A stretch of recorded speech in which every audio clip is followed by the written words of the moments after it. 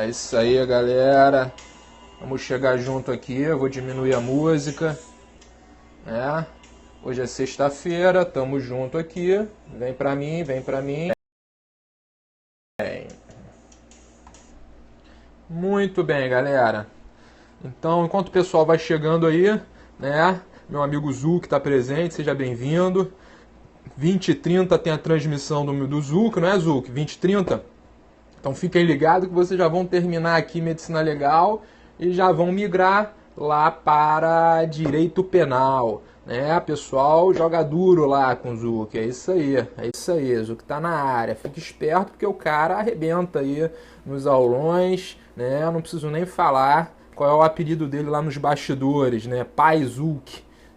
Descobre todas as questões do concurso, tá certo? É isso aí, parceiro, é isso aí. Então, hoje, né, nós vamos fazer o quê? Hoje nós vamos... uma live bem rápida, 30 minutinhos, 20 minutos, né, para te atentar a alguns pontos de medicina legal que sempre cai em concurso público. Tá? Estudar para concurso, meu amigo, enquanto a galera tá chegando aí, né, eu bato essa bola sempre com vocês, estudar para concurso não é você saber todas os pontos do edital, desde o ponto 1 ao ponto 10. Esse é o mundo ideal, tá? Infelizmente, o ótimo é inimigo do bom. Então, se você quer aprender tudo, você vai ficar 10 anos estudando e não vai saber tudo, e não vai passar no concurso. Então, estudar para concurso, meu amigo, é você fazer o quê? É você, óbvio, né, estudar os principais pontos que caem na sua prova e fazer o quê? Resolver questões. Por isso que a gente chega lá no aulão, no nosso aulão lá, no aulão do Zuc, né?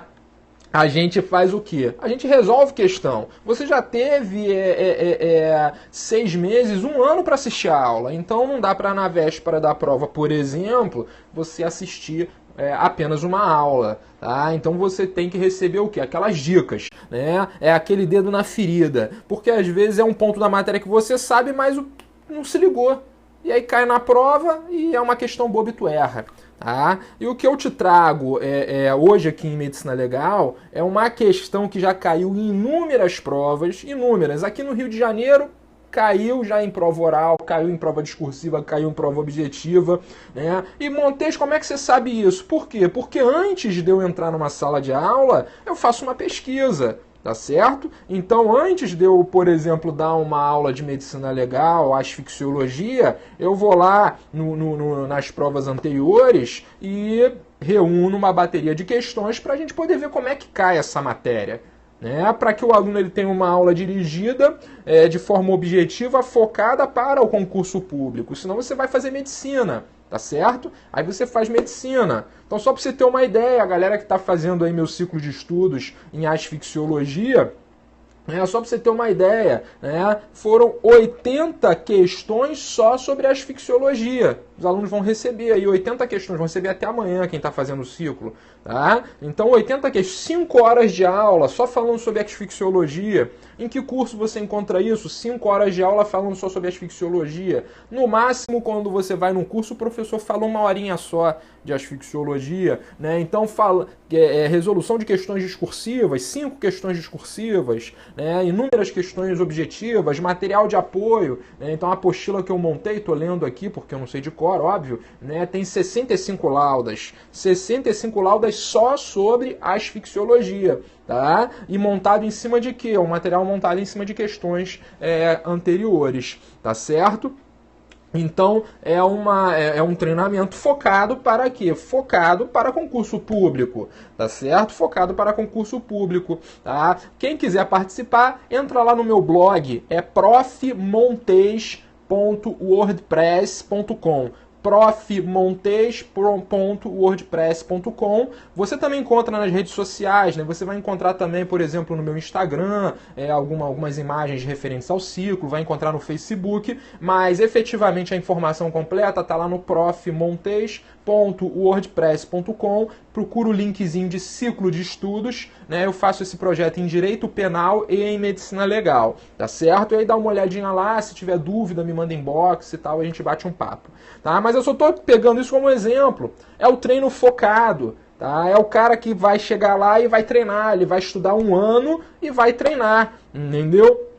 Tem como aprofundar para fazer a área de necrotomista, tá? Olha, eu vou te dizer que as questões, embora o nosso foco sejam provas jurídicas, mas as questões são 90% tiradas de perito criminal, médico legista, delegado, ou seja, são as mesmas questões, tanto para a área pericial quanto para a área da prova de delegado. Eu ouso dizer, por exemplo, aqui no Rio de Janeiro, que a prova de delegado chega a ser mais difícil que a prova de perito, tá certo? No que se refere à medicina legal. Legal? Então, volta comigo agora, vamos para a nossa live de hoje, efetivamente. Quem tinha que chegar já chegou, quem não chegou vai ter que, infelizmente, ver na reprise, tá certo? Então o nosso objetivo hoje é falar sobre os afogados brancos, legal? Afogados brancos. Só para eu falar nos afogados brancos, eu preciso falar nos afogados normais, ou seja, no afogamento normal, e preciso contextualizar para você, né, o que é o afogamento, tá? Então o afogamento ele está dentro de um grande tema de medicina legal, que são as asfixias ou a asfixiologia, tá certo? É um grande tema que são as asfixias, e as asfixias elas se subdividem em inúmeras espécies. Uma dessas espécies, na doutrina moderna, é classificada como asfixias por modificação do meio ambiente, tá certo? Você sabe, isso é intuitivo, né, que o ser humano, ele naturalmente vive num meio ambiente em que eu tenho, né, o ar atmosférico presente, tá certo? Então esse é o meio ambiente natural do ser humano, tá? Que é um meio ambiente, diga-se de passagem, você pode achar, é um meio ambiente de oxigênio. Não é, só por curiosidade, você não precisa decorar isso, né? Mas o ar atmosférico ele é composto por 21% de oxigênio, né? 78% de nitrogênio e 1% de outros gases, tá? Esse é o ar atmosférico. Então, se eu substituir esse ar atmosférico por outras, entre aspas, coisas, né, posso ter uma asfixia por modificação do meio ambiente. Legal? Então, se eu altero a composição desse ar atmosférico para que ele fique pobre em oxigênio, eu terei, por exemplo, um confinamento, que é uma espécie de asfixia por modificação do meio ambiente. Não é nessa aula de hoje confinamento, mas eu só estou contextualizando para você. Tá? Se eu altero esse meio ambiente, que é o ar atmosférico, né, por objetos sólidos ou pulverulentos, né, sólidos, escombros ou pulverulentos, eu terei o soterramento, que é uma segunda espécie de asfixia por modificação do meio ambiente, né? Mas a asfixia por modificação do meio ambiente, que é a preferida dos examinadores, é o afogamento. O afogamento, eu altero o meio ambiente, que é o ar atmosférico, por um líquido. Tá? Pode ser água, pode ser outro líquido qualquer. Então, o que é o afogamento? O afogamento típico, como a gente conhece, é uma modalidade de asfixia causada, olha o conceito, é pegadinha, fique esperto, causada pela penetração de grande quantidade de líquidos nos pulmões, né, através das vias respiratórias. Essa é a primeira pegadinha que eu trago para você, tá? Por quê?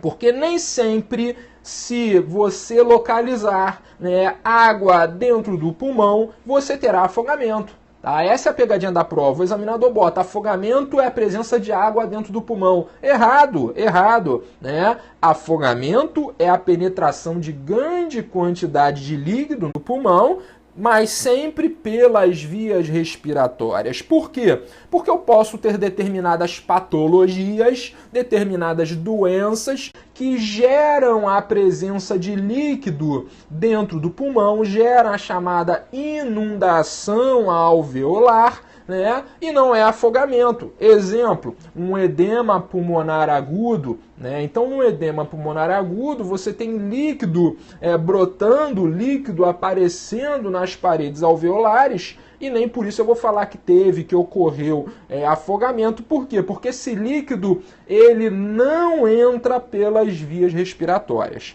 tá certo? Não entra pelas vias respiratórias. Então, a penetração de água, de grande quantidade de água, né, de líquido, melhor dizendo, né, não só água, líquido nos pulmões, sempre pelas vias respiratórias, tá certo? Essa asfixia, o afogamento, né, ela gerará alguns sinais típicos, sinais característicos, sinais que denotarão uma certeza, né, que terão o chamado valor semiológico, ou seja, serão sinais patognomônicos. Eu estou dizendo expressões sinônimas, que são expressões que já caíram em provas de concurso público, e nós que estudamos direito, a gente não tem aquele aparato linguístico próprio da medicina. Então são termos técnicos que muitas vezes o aluno ele fica olhando e nem sei do que está sendo dito. Tá? Então, patognomônico, relevante valor semiológico, são sinais que traduzem certeza de algo. Então, se eu localizar determinados sinais, eu direi que isso, ou melhor, que aqueles sinais denotam uma causa-morte, afogamento. Tá? E o sinal mais conhecido, né, são as manchas de Paltolfi. Tá bom? As manchas de Paltolfi. Não confunda as manchas de Paltolfi com as manchas de Tardieu. Tá? As manchas de Paltolfi com as manchas de Tardieu. As manchas de Tardieu, você já deve ter estudado isso alguma vez na sua vida, elas denotam um sinal geral de asfixia, mas que é um mero indício de asfixia. Pode ocorrer em outras causas morte, em outras hipóteses, inclusive na pessoa viva, tá certo? Agora, as manchas de Paltolfi, elas decorrem o quê? Quando o líquido ele invade as vias respiratórias, tá? Ele vai causar o rompimento das paredes alveolares, vai causar o rompimento dos alvéolos, e isso gerará, né, uma infiltração hemorrágica lá no pulmão, né? Uma infiltração hemorrágica subpleural, né? Pensa o seguinte, que os órgãos do corpo humano, eles são revestidos por uma membrana, né? A membrana que reveste o pulmão é chamada de pleura. A membrana que reveste o coração é chamada de pericárdio. A membrana que reveste entre aspas, o cérebro é chamado de meninge. Tá? É importante você ter esses conhecimentos. Por quê? Porque esses nomes caem em prova. Manchas de Paltolfi são patognomônicas? Sim, manchas de Paltolfi, o achado de manchas de Paltolfi denota afogamento, tá certo? Afogamento, legal? Isso não há discussão. Agora, as manchas de Tardieu, elas não são patognomônicas, né? Elas denotam apenas um indício tanto que são chamadas de sinais gerais da asfixia, de qualquer asfixia, tá? Mas elas aparecem também em outras modalidades de causa-morte, inclusive em patologias naturais, tá certo? A gente pode fazer uma live mais à frente só sobre os sinais gerais de asfixia, que também caem muito em prova, muito. Mas a nossa aula de hoje é só sobre o afogamento. Perfeito, né? As manchas de Paltoff, elas estão ali, ela faz parte daquele tripé que é a tríade asfíxica. Muito bem. Então, voltando para cá. As manchas de Tardieu faz parte da tríade asfíxica. As manchas de Paltoff, elas se referem ao afogamento. Voltando para cá, né? Então, essa infiltração hemorrágica que a entrada da água gera ali nos alvéolos, né, elas formarão equimoses subpleurais, né, ali no pulmão, equimoses subpleurais, que tem toda uma característica que denota essa certeza de afogamento, conhecida como manchas de Paltoff. Perfeito? Então achei manchas de Paltoff, eu não ouso duvidar que eu terei um afogamento. Outros testes também traduzem certeza. O porquê que eu estou te dizendo os testes que traduzem certeza de afogamento? Porque daqui a pouco a gente vai ver os afogados brancos e você vai ver que nos afogados brancos não tem esses sinais. E vamos estudar a causa-morte dos afogados brancos, né? Existem dois testes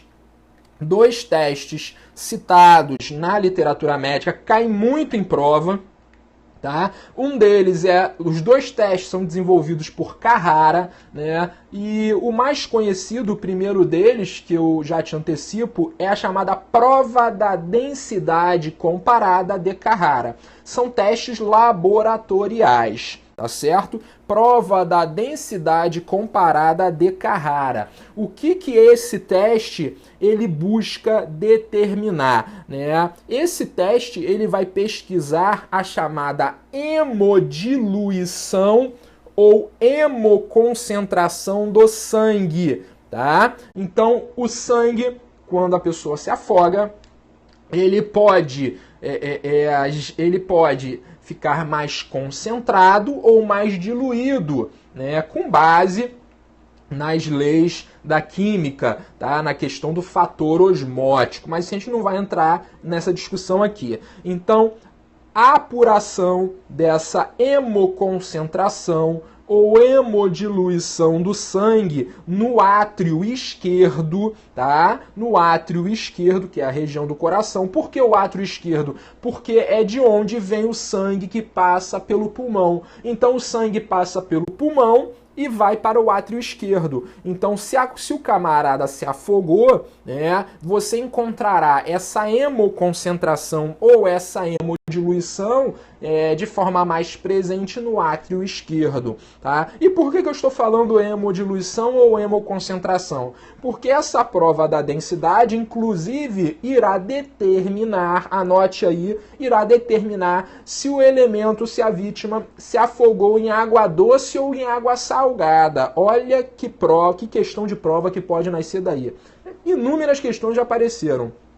O camarada que se afoga em água doce, né, ele, na prova da densidade comparada de Carrara, ele apresentará uma diluição do sangue no átrio esquerdo. E o camarada, a vítima, que se afoga em água salgada, ele apresentará uma hemoconcentração do sangue no átrio esquerdo, tá? Então, óbvio, existem explicações aí. Há, inclusive, uma certa discussão sobre a causa-morte efetiva quando a pessoa se afoga, entre aspas, em água doce ou em água salgada, né? Só para você ter uma ideia, há uma discussão, uma pesquisa realizada por volta de 1950, né, em afogamentos simulados em animais, que denotaram que os afogamentos em água doce, a causa-morte ela seria hemólise associada à fibrilação ventricular, ou seja, entre aspas, a pessoa não se afogava,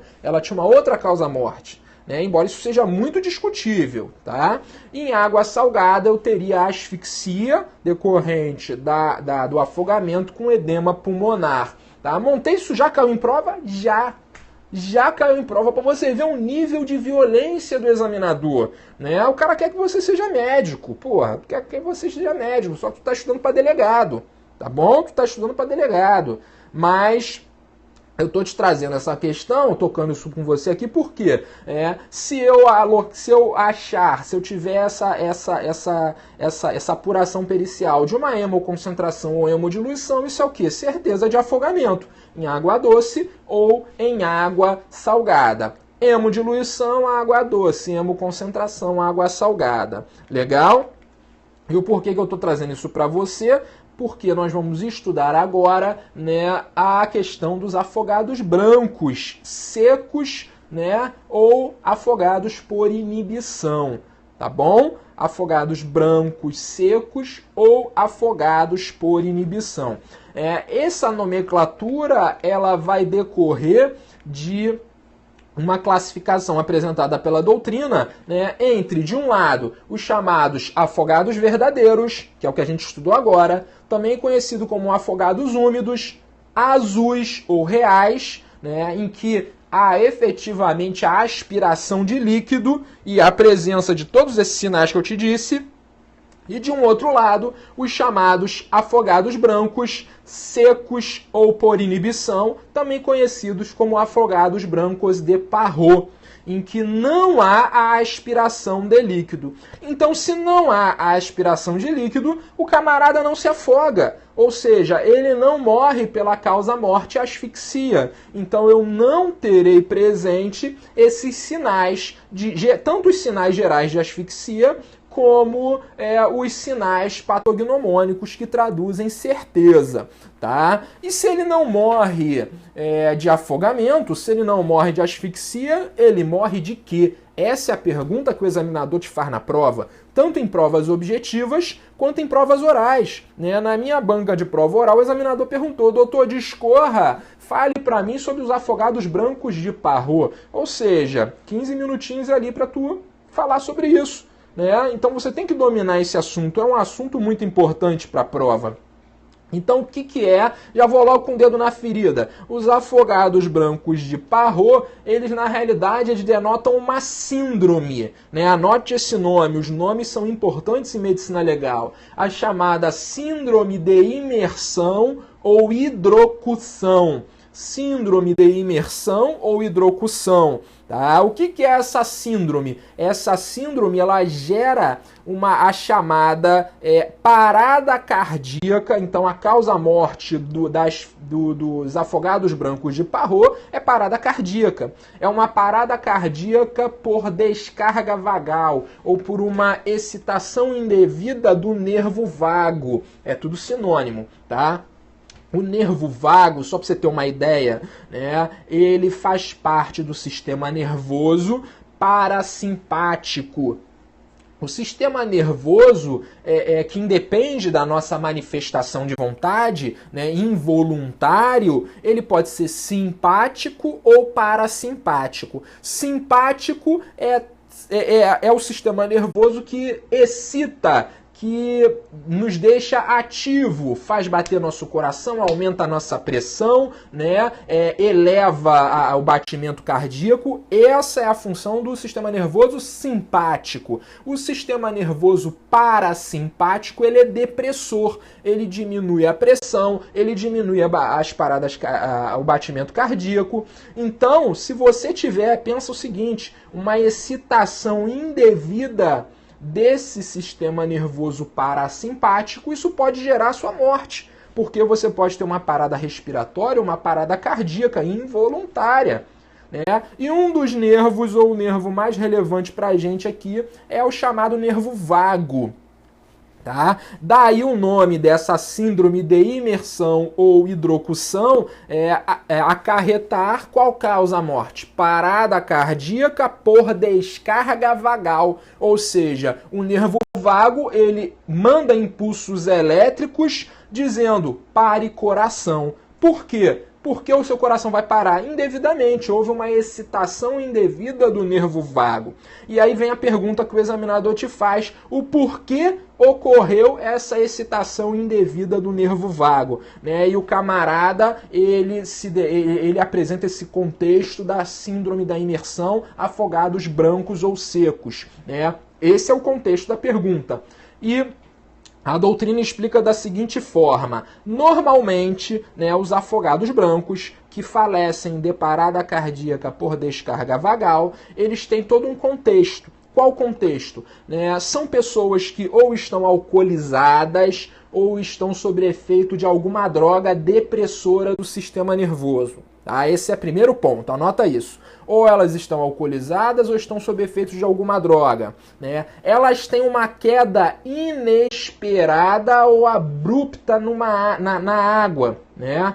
E essa água, normalmente ela é muito fria. Tá? Então é uma queda abrupta e inesperada na água. Essa água fria, normalmente com uma diferença de temperatura de pelo menos 5 graus em relação à temperatura do corpo. Tudo questão de prova que eu estou falando aqui, tá? E esse contexto vai gerar o quê? Um choque térmico, normalmente.